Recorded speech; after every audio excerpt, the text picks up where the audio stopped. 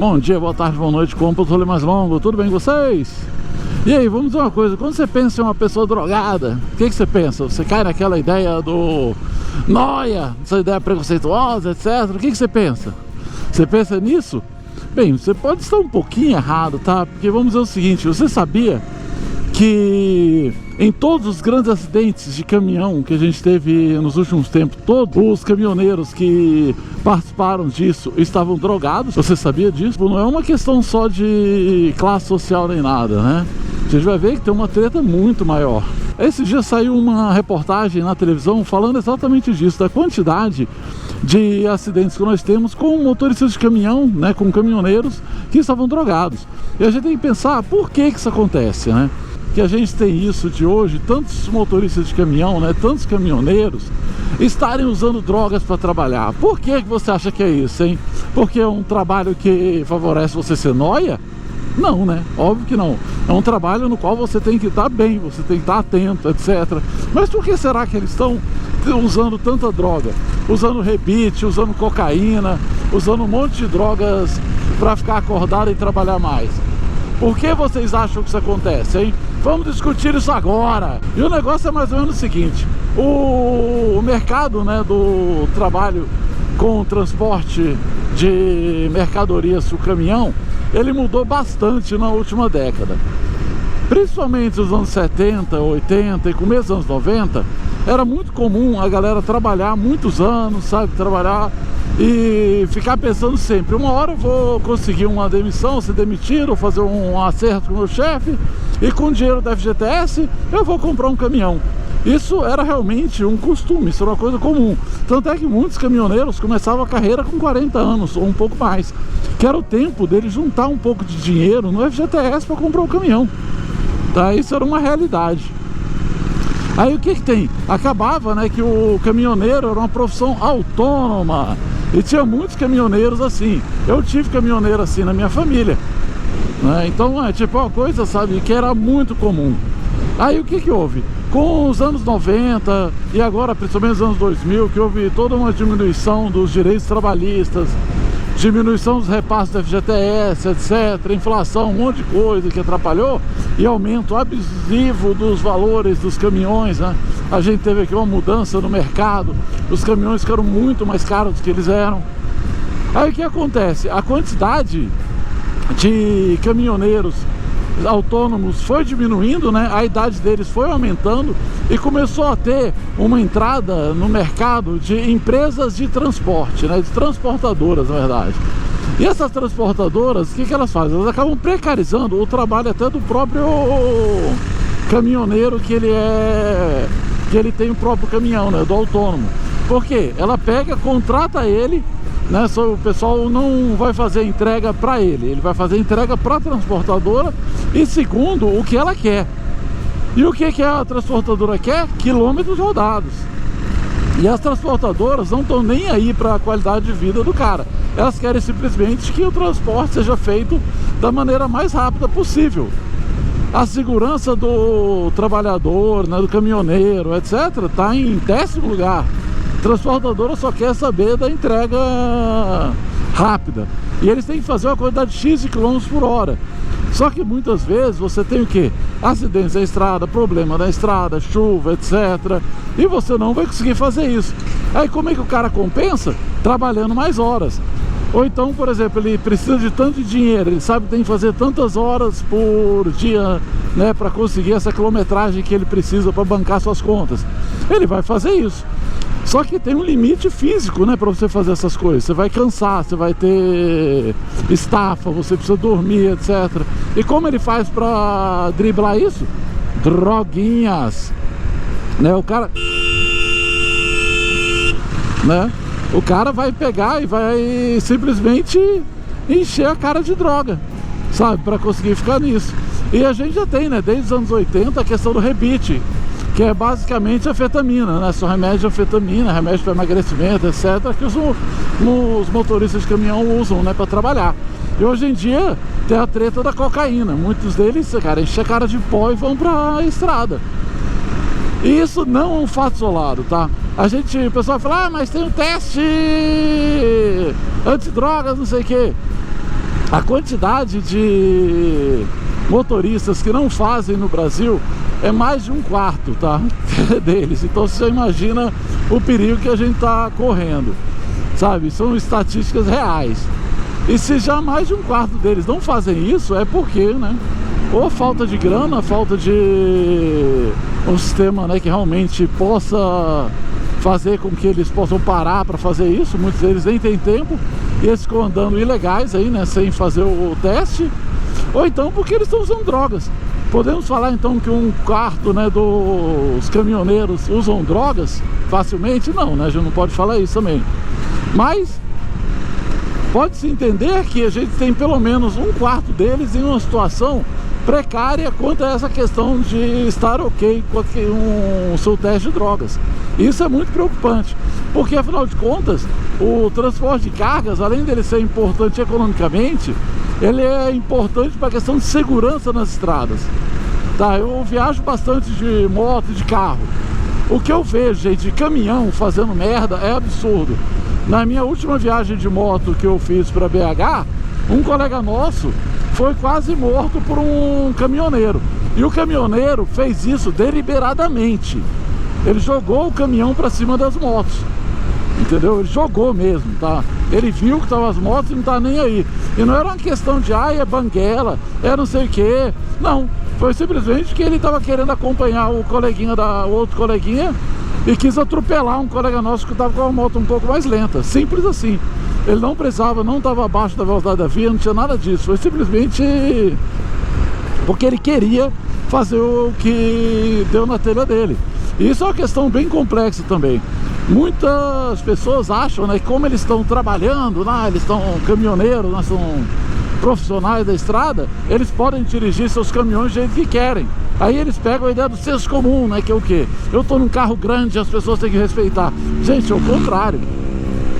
Tá? O Código de Trânsito Brasileiro, seu segundo parágrafo, fala que o maior tem que respeitar o menor e assim diante. Tipo, o caminhão respeita a caminhonete respeita o carro respeita a moto respeita a bicicleta respeita o pedestre, assim vai, entendeu? A ideia é essa, a ideia é de respeito do maior para o menor. Então o que tem? A gente tem que sempre estar prestando atenção nessas questões. E não ficar achando, tá, que o caminhão pode fazer o que quer, simplesmente porque está trazendo carga, está trabalhando, etc. Todo mundo está ali, por exemplo, numa estrada, etc., trabalha também, tem suas responsabilidades, tem sua família, etc. Não é só porque o outro ali está trabalhando que ele pode fazer o que quer, não é? E isso acaba gerando... Opa, olha só, coiotão, CGGeiro de coiote! Esse daí é dos bons. Mas voltando aqui, aí a gente tem toda essa questão de que o caminhoneiro acaba se tornando um perigo gigante nas estradas. Vamos ver por quê. Primeiro, ele está trabalhando mais do que deve, né? Mais do que ele poderia para sua segurança, segurando os outros. Ele está trabalhando em circunstâncias que desfavorecem a segurança de todos, né? Se ele está trabalhando usando drogas, ou se ele está trabalhando cansado, etc. Então, cara, isso acaba sendo um problema social. E a gente tem que se preocupar com isso de verdade. Porque afinal de contas, a gente que está na moto, nós somos, cara, alvos, né? Que o pessoal já não vê carro, não respeita carro, imagina a moto, né? O respeito é menor ainda. E o que tem? Como a gente tem que prestar atenção nisso, e a questão da segurança na moto tem muito a ver em como a gente pilota, a gente tem que olhar para o caminhoneiro, cara, como se fosse um sinal de perigo gigantesco, sabe, o tempo todo. Você vê um caminhoneiro, você tem que olhar com ele como se fosse uma ameaça. É uma pena falar isso, mas é verdade. Você já tem que olhar todo enjaulado como se fosse um possível assassino. Mas um caminhoneiro é pior ainda, porque os ângulos, olha aí, ó, mudou de faixa, não deu seta, nem deu bola pra nada, simplesmente mudou de faixa. Isso é o padrão, tá, gente? É o padrão, ó, em jet mix, sabe? Tipo, o padrão é esse do caminhoneiro, né? Ele não dá tanta bola para as regras de trânsito, porque ele tá ali, ó, na segurança da boleia. Isso é muito perigoso, isso aumenta muito o perigo pra gente, como eu já disse mais de uma vez. Aí o que a gente tem que fazer? Aumentar a nossa questão de pilotagem defensiva nas estradas, né? Para ter uma atenção maior ainda quando a gente vê caminhão. Aí a questão toda de posicionamento na faixa, de tudo mais, tem que ser mais ainda importante quando você está com caminhões próximos. Por isso a gente tem que sempre sinalizar, a gente tem que sempre cuidar muito de como a gente está na estrada. Essa moto tem que estar sempre bem cuidada. A moto não pode apresentar nenhum problema que vá correr risco da nossa segurança, entendeu? A gente tem que estar com tudo isso o tempo todo, sabe, ligado. A gente não pode vacilar. E como tem essa questão toda dos motoristas de caminhão sendo um perigo, a gente tem que ficar mais preocupado ainda, sabe? A gente tem que ficar muito ligado com isso e tomar um cuidado, gente, absurdo com todas essas questões, né? Porque afinal de contas a gente quer voltar para casa, a gente quer andar de moto de segurança, a gente quer ter prazer ao pilotar. E para isso a gente precisa de existe a segurança, não é verdade? Então o negócio é esse, gente. Vocês sabiam dessa história toda em que todos os últimos grandes acidentes de caminhão, os caminhoneiros estavam drogados? Vamos lá, vamos continuar essa história nos comentários. E eu quero saber aí, você confia no seu amigo caminhoneiro? Eu não, tá? Eu respeito eles, mas eu digo uma coisa: eu vejo um caminhão na estrada, ou na avenida, ou na cidade, qualquer lugar, eu passo longe. E é isso aí, gente. Vamos lá, vamos continuar esse papo nos comentários. E mais grau, menos inveja, nos vemos no próximo vídeo. Falou!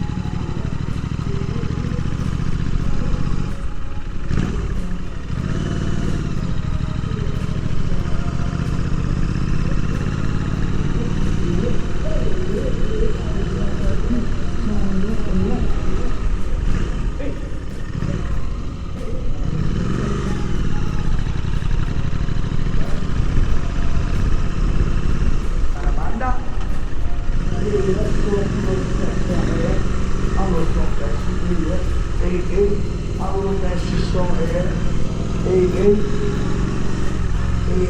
som, 2, 7, som, alô, som.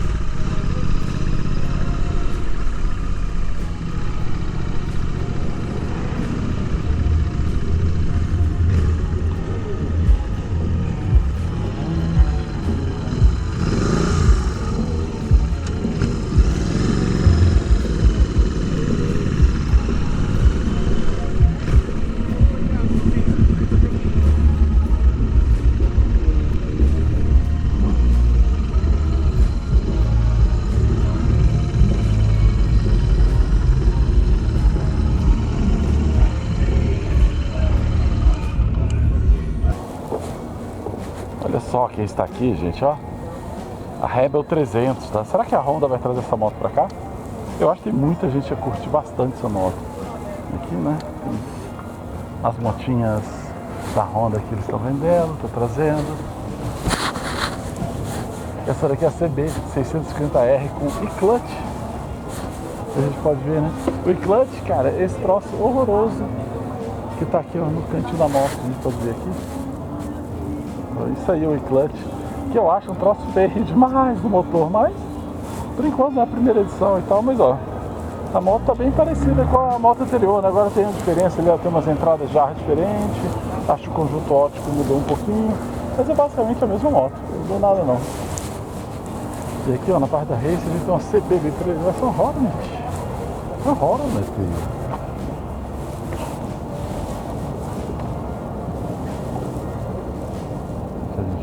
Da Honda, que ainda tá fechado. Hornet, tem várias.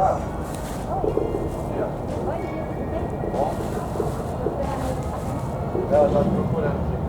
Vai lá então, fala com ela, depois você volta pegar tudo comigo, tá bom? Tá bom. Um cara ali transformando um.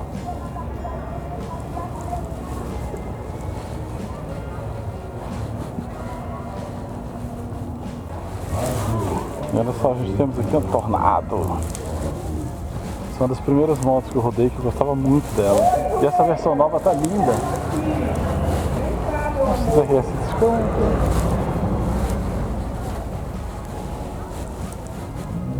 Olha quem tá ali, ó.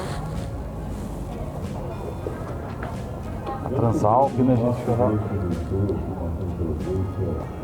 A Transalp tá uma moto muito legal.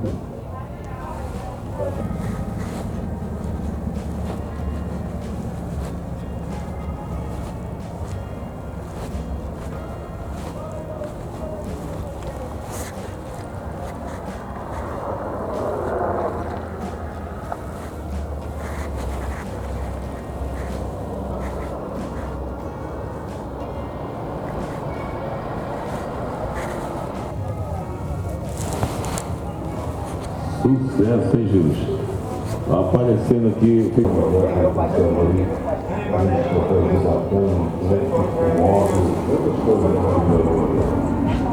a passar de então, eu tenho que fazer promoção. Dá uma passada aqui na rádio, para ser inscrito. A gente vai divulgar aí, passa a passo.